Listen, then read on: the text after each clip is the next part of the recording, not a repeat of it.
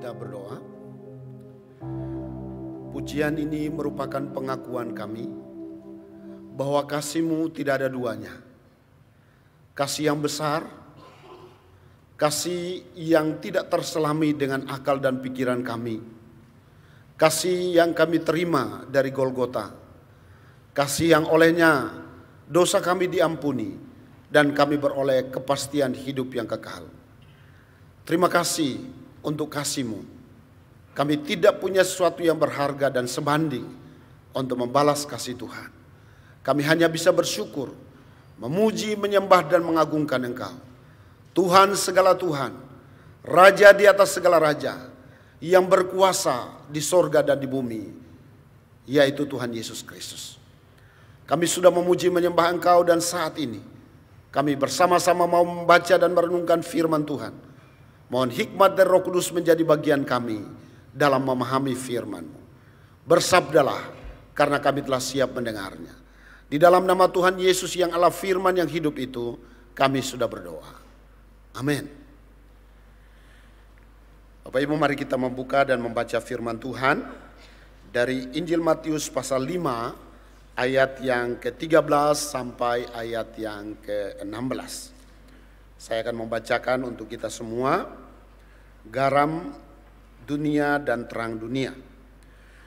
Kamu adalah garam dunia. Jika garam itu menjadi tawar, dengan apakah ia diasinkan? Tidak ada lagi gunanya selain dibuang dan diinjak orang. Kamu adalah terang dunia. Kota yang terletak di atas gunung tidak mungkin tersembunyi. Lagi pula, orang tidak menyalakan pelita lalu meletakkannya di bawah gantang, melainkan di atas kaki dian, sehingga menerangi semua orang di dalam rumah itu.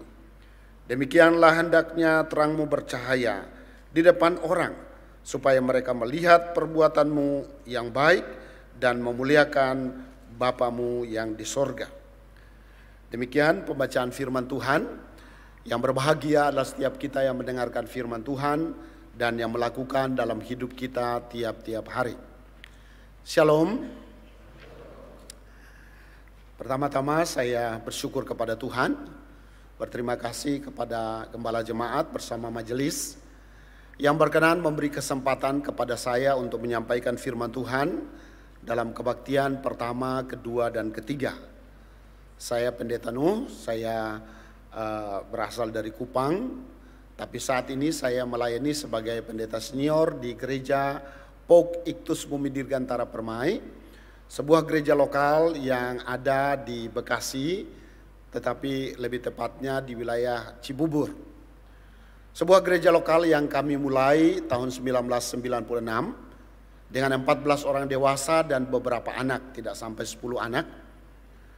Dan puji Tuhan bahwa oleh anugerah Tuhan gereja ini terus bertumbuh. Saat ini bersama dengan anak-anak kami sekitar 1.500-1.600 anggota jemaat. Dan sejak gereja ini kami mulai, Tuhan taruh beban atau visi untuk fokus pada dua hal. Hal yang pertama adalah fokus pada generasi muda, kepada anak, remaja, dan pemuda.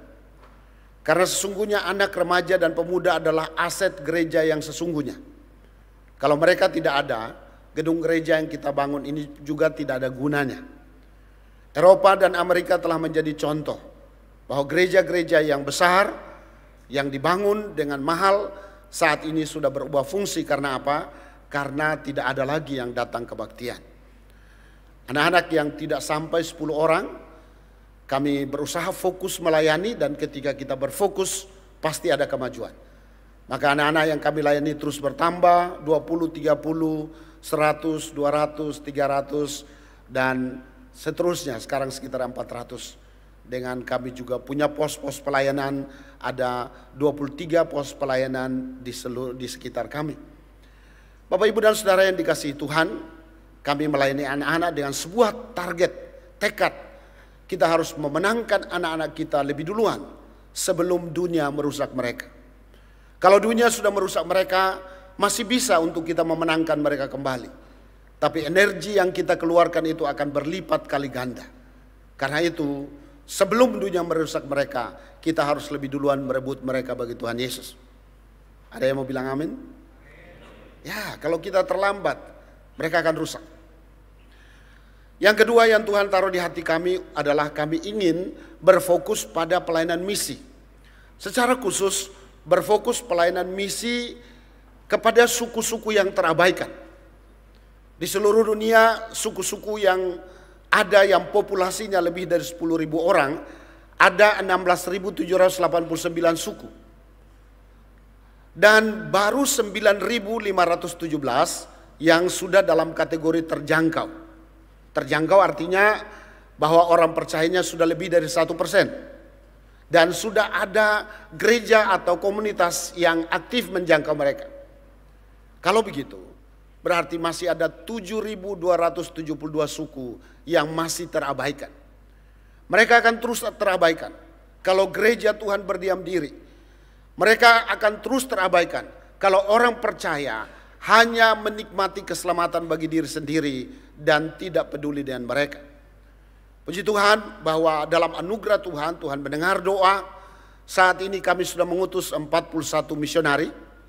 Tapi tahun lalu ada 1 meninggal di Kamboja dan ada 40 orang. Kami mengutus banyak di suku-suku yang terabaikan di Indonesia. Tapi juga ada 2 unit di Afrika, ada 1 unit di China, ada 1 unit di Bhutan, ada 1 unit di India, ada 2 unit yang ada di Kamboja, dan kami akan terus mengutus. Kemarin sebelum saya ke sini, kami baru membuka kursus iKompas atau Kompas Iktus, karena nama gereja kami adalah POK Iktus. Ada 16 orang calon misionari yang sekarang kami persiapkan untuk diutus di suku-suku yang terabaikan, baik di dalam negeri maupun juga di luar negeri. Kami berdoa memohon belas kasihan Tuhan. Dalam kasih-Nya kami ingin mengutus 100 misionari di tahun 2033. Ketika kita memperingati hari ulang tahun Amanat Agung yang ke-2000. Kami bertekad dari sebuah gereja lokal kita ingin mengutus 100 misionari. Bapak, Ibu, dan Saudara yang dikasihi oleh Tuhan Yesus Kristus, gereja ada karena misi. Dan karena itu gereja harus ada untuk misi. Kita sementara berada dalam program gereja kita di sini, bulan misi. Dengan sebuah harapan bahwa di bulan misi ini, jemaat menangkap isi hati Tuhan bagi dunia yang terhilang. Dan bukan hanya sekedar menangkap, tetapi juga mulai menata diri, terlibat dalam penuntasan amanat agung Tuhan Yesus. Kalau tidak, nanti bulan misinya berakhir, maka misinya hilang, tinggal bulannya. Ya, ada seorang hamba Tuhan yang sampaikan, Pak, gimana ya di gereja kami ini tiap tahun ada bulan misi. Tapi habis bulan misinya hilang, tinggal bulannya. Nanti tahun depan ketemu bulan misi lagi. Itu artinya misinya hanya sebatas wacana dan tidak mencapai apa yang Tuhan mau. Kita berharap setiap bulan misi seperti ini mengobarkan semangat kita untuk terlibat dalam amanat agung Tuhan Yesus. Amin ya. Jangan jadi penonton. Karena di mana-mana penonton itu tidak dapat apa-apa. Tuhan mau kita terlibat dari arus besar pekerjaan Roh Kudus yang sementara mengalir dengan deras. Sumber Yeshua Project berkata, setiap hari ada 115.000 orang yang percaya.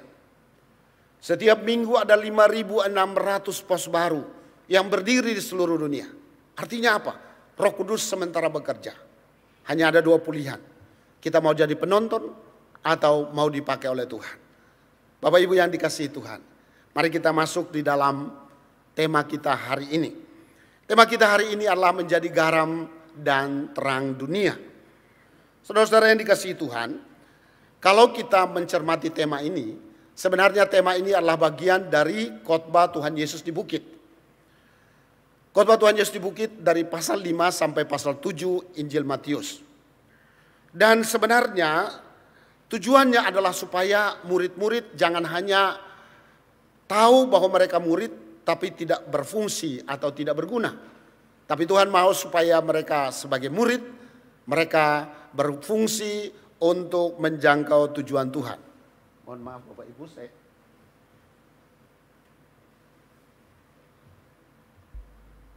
ya. Tuhan mau supaya jemaat ini atau murid-murid berfungsi hidup sesuai dengan tujuan Tuhan. Dan dalam teks ini kita akan lihat Bapak Ibu ada 3 bagian.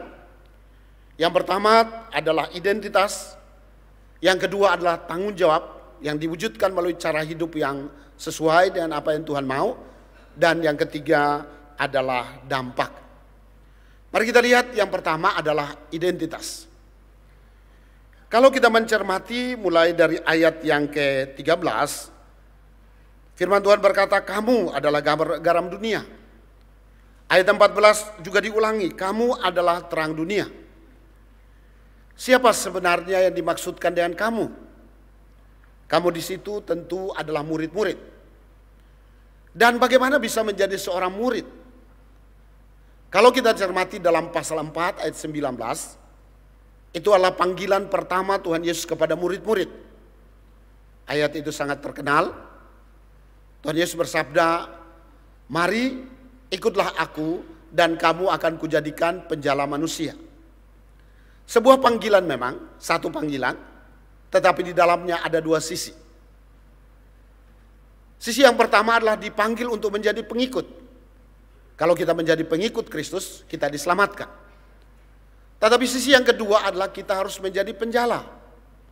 Penjala artinya kita menjadi alat keselamatan. Tak pernah Tuhan memanggil orang hanya untuk jadi pengikut. Siapapun yang jadi pengikut Kristus, dia adalah penjala. Artinya bahwa kita tidak hanya dipanggil untuk diselamatkan, tapi kita juga dipanggil untuk menjadi alat keselamatan.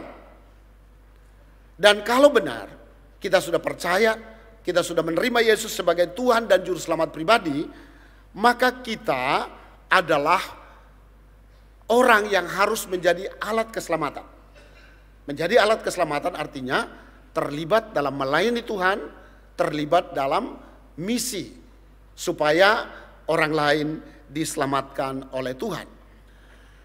Bapak Ibu, mari kita lihat kamu adalah garam dan terang dunia. Kata yang dipakai adalah kata adalah, bukan kata menjadi. Artinya bahwa semua orang yang percaya dan terima Tuhan Yesus atau lahir baru, waktu dia lahir baru, dilahirkan kembali di dalam Kristus, maka dia sekaligus menyandang identitas adalah garam, adalah terang dunia. Saat yang sama, secara simultan, waktu orang percaya terima Tuhan Yesus, dialah garam dunia, dialah terang dunia. Dan mari kita memperhatikan Bapak Ibu dan Saudara bahwa bukan hanya sekedar menjadi garam, tapi di dalamnya itu menunjukkan kegunaan atau fungsi.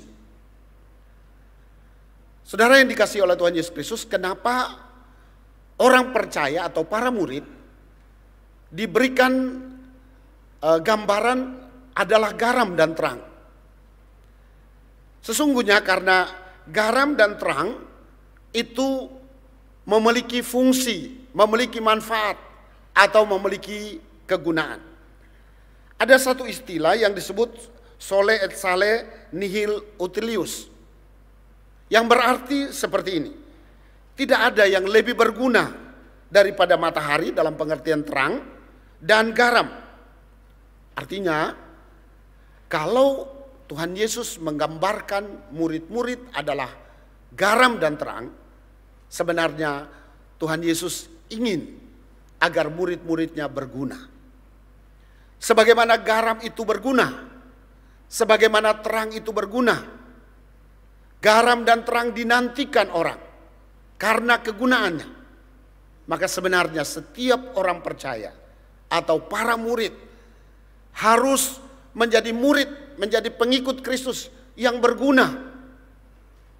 Saudara-saudara yang dikasihi Tuhan, semua kita ingin menjadi orang yang berguna, betul? Berguna di tengah-tengah keluarga, berguna di gereja, berguna dalam interaksi sosial di tengah masyarakat.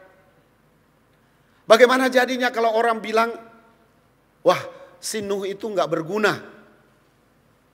Kalau orang menyebut diri kita tidak berguna, maka kita yang mendengarnya juga rasanya tidak enak. Kok saya nggak berguna? Saudara-saudara yang dikasihi oleh Tuhan Yesus, tapi lebih baik orang berkata kita tidak berguna. Tapi di mata Tuhan kita berguna. Daripada sebaliknya. Kita berdoa supaya oleh anugerah Tuhan. Dalam hidup yang sementara. Yang kita tidak pernah tahu sampai kapan kita ada. Itu kita menjadi pribadi-pribadi yang berguna. Berguna di hadapan Tuhan. Karena firman Tuhan berkata, ketika akhir zaman, ada orang-orang yang datang mengetuk pintu, Tuhan, Tuhan bukakan pintu kerajaan sorga. Lalu ada suara yang berkata, enyahlah kamu, hai hamba yang tidak berguna. Saudara-saudara yang dikasihi Tuhan, mari, kalau kita mau menjadi orang yang berguna di hadapan Tuhan, maka mari kita camkan, memperhatikan, jangan hanya kita tahu identitas kita, ya saya adalah garam dunia, saya adalah terang dunia. Tapi mari kita wujudkan dalam cara hidup kita. Cara hidup yang menunjukkan bahwa betul-betul kita berguna. Garam adalah sesuatu yang berguna. Bapak, Ibu, dan Saudara yang dikasihi Tuhan, nampaknya itu kecil dan lemah, namun dapat menyebarkan rasa kemana-mana. Ini berbicara tentang bekerja tanpa suara, tanpa terlihat, namun terasa. Kita semua tahu fungsi garam, mengawetkan, mencegah kebusukan, tapi membuat makanan menjadi lezat. Tapi dalam konteks Yahudi, garam itu juga menyuburkan. Kalau ada satu lahan yang diolah untuk kemudian ditanami, para petani itu menabur garam di atas lahan itu untuk ditanam. Dan lahan itu pasti subur karena garam ditabur. Dan dalam konteks itu sebenarnya Tuhan memakai gambaran itu dalam Matius pasal 5. Apapun, entahkah mencegah kebusukan, mengawetkan, atau menyedapkan, atau menyuburkan, itu semua berbicara tentang kegunaan. Bahwa garam itu memang berguna. Dan ini adalah sebuah gambaran bagaimana keterlibatan kita dalam melayani Tuhan. Sebagaimana kita ketahui bulan ini bulan misi. Misi berbeda atau tidak sama persis dengan penginjilan. Tidak identik. Misi itu lebih luas dari penginjilan. Dalam misi ada 3 unsur penting di sana.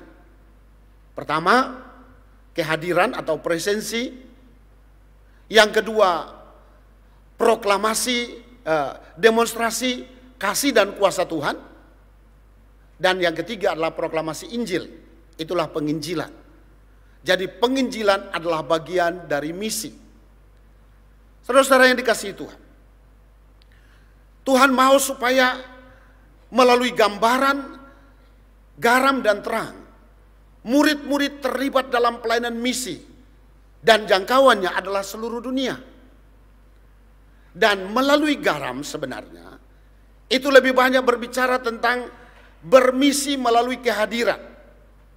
Belum buat apa-apa, belum ngomong apa-apa, hanya hadir saja tanpa suara, tapi punya dampak. Saudara-saudara yang dikasihi Tuhan, ada seorang dokter yang berbicara dengan saya, memberikan kesaksian, bahwa di rumah sakitnya itu banyak sekali hal yang tidak benar terjadi di sana. Tapi satu ketika, ada seorang dokter yang diinjili Dan dokter itu kemudian dia percaya, dia menerima Yesus sebagai Tuhan dan Juru Selamat pribadi. Setelah itu dokter itu mengalami perubahan. Perubahan hidup yang dialami oleh dokter itu disaksikan oleh para perawat dan staf yang ada di sekitarnya. Puji Tuhan, dalam pertolongan Tuhan akhirnya para perawat yang ada di sekitarnya dilayani juga karena melihat perubahan hidup dokter ini. Lalu perawat-perawatnya terima Tuhan Yesus. Maka unit di mana dokter itu bekerja itu mulai leading dalam beberapa bagian. Unit yang lain mulai memperhatikan apa sih rahasia dari unit itu sehingga terjadi kemajuan demi kemajuan di rumah sakit itu. Dan ternyata mereka tidak bersaksi. Mereka bersaksi melalui perubahan hidup yang ada, melalui prestasi yang ada. Dan akhirnya apa yang terjadi? Unit yang lain pun kemudian dengan cara Tuhan dan waktu Tuhan mereka juga dilayani. Dan pada akhirnya memang belum menyeluruh. Tapi yang terjadi adalah bahwa di unit itu ada banyak yang sudah percaya dan menerima Yesus sebagai Tuhan dan Juru Selamat pribadi. Menjadi berkat melalui kehadiran. Adakah seorang istri berkata, suamiku berubah? Adakah suami berkata, istriku berubah? Orang tua berkata, anakku berubah. Aku menyaksikan. Dan seterusnya. Injil bukan hanya memberi informasi, tapi Injil mentransformasi hidup kita. Firman Tuhan berkata, bukan hanya kamu adalah garam, tapi kamu adalah juga terang. Dan Bapak, Ibu, dan Saudara yang dikasihi Tuhan, terang itu juga memiliki dampak. Terang meskipun kecil juga dan lemah seperti garam, tetapi juga sanggup mengalahkan kegelapan. Lilin yang kecil bisa menerangi sebuah kegelapan di sebuah ruangan yang besar. Saudara-saudara yang dikasihi Tuhan, disebutkan bahwa kota yang terletak di atas gunung tidak mungkin tersembunyi. Apa artinya itu? Bahwa hidup kita itu dilihat oleh orang lain. Berbeda dengan garam yang bekerja tanpa kelihatan. Kalau terang itu sudah mulai kelihatan. Terang dapat dilihat dari segala sisi. Dan itu berbicara tentang karakter hidup. Bagaimana kita bisa mulai mendemonstrasikan kasih dan kuasa Tuhan kepada orang lain. Ada seorang mahasiswa yang kos dengan teman yang lain. Dan teman yang lain itu sangat ekstrim. Dia sangat dibenci. Padahal mahasiswa ini adalah seorang anak Tuhan. Satu ketika teman kosnya itu yang sangat ekstrim, yang membenci dia tidak punya uang. Dia disuruh keluar dari kosnya. Dan apa yang terjadi? Teman mahasiswa yang adalah jemaat kita tahu bahwa dia sudah tidak punya lagi tempat. Dia menawarkan, mau nggak tinggal sama saya? Bagaimana jadinya Bapak Ibu kalau tahu orang lain benci kita, tapi ditawarkan untuk tinggal satu kos? Karena dia tidak punya uang, mahasiswa itu dengan uang saku yang terbatas membagi uang sakunya untuk mereka berdua. Dan itu terus dijalani. Beberapa saat kemudian, orang yang membenci dia berkata, kamu tahu kan saya benci kamu. Tapi kenapa kamu lakukan itu? Karena kasih Kristus ada dalam diri saya dan saya mengasihi kamu. Sehingga cerita akhirnya orang yang membenci itu percaya dan terima Tuhan Yesus. Kenapa? Karena tangan yang terulur. Terang berbicara tentang sesuatu yang mulai harus kita buktikan. Bukan hanya sekedar hadir, tetapi kita buktikan. Melalui kasih, pemberian yang nyata, yang tulus. Tetapi juga selanjutnya, kita juga bisa mendemonstrasikan kuasa Tuhan. Ada satu wilayah yang sama sekali tidak ada orang percaya. Dan ada dua orang pemuda yang keracunan ikan. Dan sudah dibawa ke rumah sakit, tapi dokter sudah angkat tangan. Sudah harus dibawa pulang dan tunggu. Keluarga semua sudah ada. Dan tim kami masuk ke wilayah itu. Kami menawarkan, boleh nggak kami berdoa untuk mereka? Ya karena mereka dalam keadaan putus asa, boleh. Apa yang terjadi? Saya ingat betul namanya satu pemuda itu namanya Imel dan satunya namanya Musa. Kami berdoa dan betul bahwa demonstrasi kuasa Tuhan. Orang perlu melihat Yesus itu berkuasa atau tidak. Dan setelah didoakan, apa yang terjadi? Imel dan Musa mulai dari mereka bersin, mereka buka mata, mereka minta minum, mereka minta makan, dan akhirnya sembuh. Hari itu ada 7 rumah tangga yang percaya kepada Tuhan Yesus karena melihat kasih Tuhan. Bapak, Ibu, dan Saudara yang dikasihi Tuhan, kita bisa hadir dan menyatakan kasih Tuhan dengan hidup kita tanpa ngomong. Tetapi juga harus menyatakan kasih Tuhan melalui tangan yang terulur untuk memberi sesuatu. Tapi tidak semua kita harus beri sesuatu. Tapi jangan lupa, semua kita yang sudah percaya dan terima Tuhan Yesus, Yohanes 1 ayat 12 berkata kita punya kuasa. Kisah Para Rasul 1 ayat yang ke-8 berkata kamu akan menerima kuasa. Dan dengan kuasa itu kita perlu doakan. Jangan ragu mendoakan, menawarkan untuk mendoakan. Supaya orang melihat bahwa benar Yesus Kristus adalah Tuhan. Segala kuasa di sorga dan di bumi ada di dalam tangan Yesus. Dan dengan dalam nama Yesus itu kita doakan. Dan orang lain boleh percaya dan diselamatkan oleh Tuhan. Saudara-saudara yang dikasihi Tuhan. Dengan kehadiran kita. Dengan mendemonstrasikan kasih dan kuasa Tuhan. Itu menjadi pintu. Untuk apa? Untuk kita bercerita. Menyampaikan tentang kasih Tuhan. Bersaksi. Orang berpikir bersaksi itu susah. Oh, saya bukan orang yang bersaksi. Tidak. Bersaksi itu mudah. Kenapa?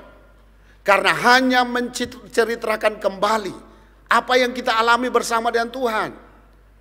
Bersaksi itu akan menjadi sulit kalau yang kita ceritakan adalah sesuatu yang tidak berhubungan dengan diri sendiri. Tapi kalau yang kita saksikan adalah pengalaman kita diselamatkan oleh Tuhan, maka itu kesaksian kita itu hidup dan berkuasa.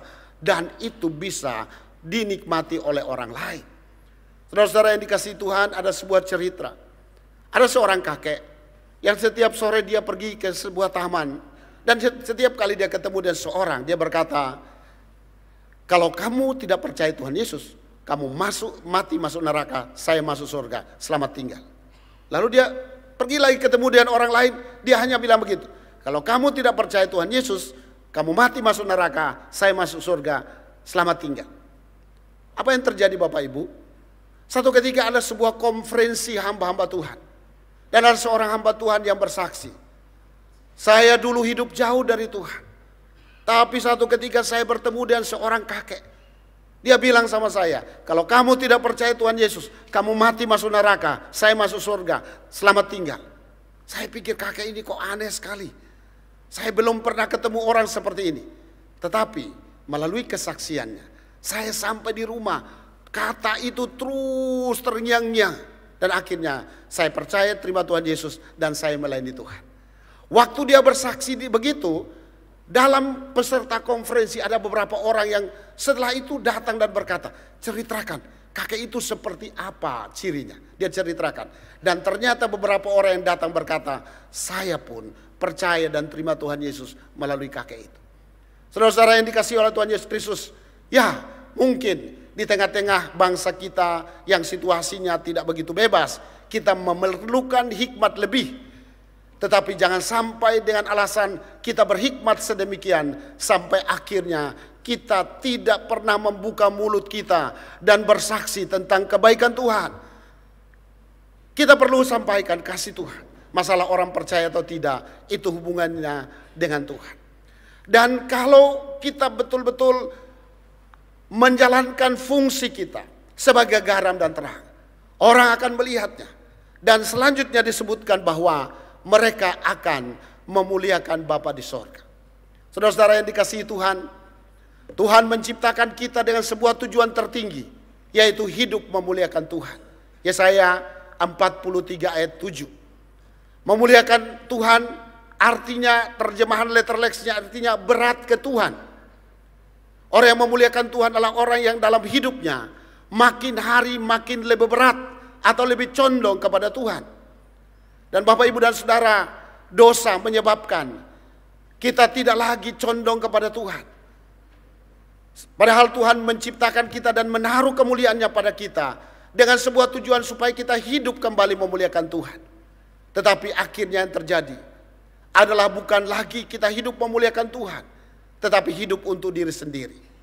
Tetapi kalau ada orang yang hidup melaksanakan fungsinya sebagai garam dan terang, maka yang terjadi adalah bahwa orang lain pun bisa melihat. Orang lain pun akhirnya percaya. Orang lain pun ketika dia menerima Yesus dalam hidupnya, maka dia disanggupkan oleh Tuhan untuk kembali hidup memuliakan Tuhan. Ciri khas orang yang sudah lahir baru adalah bahwa kalau sebelum dia lahir baru, orientasi hidupnya hanya untuk dirinya sendiri.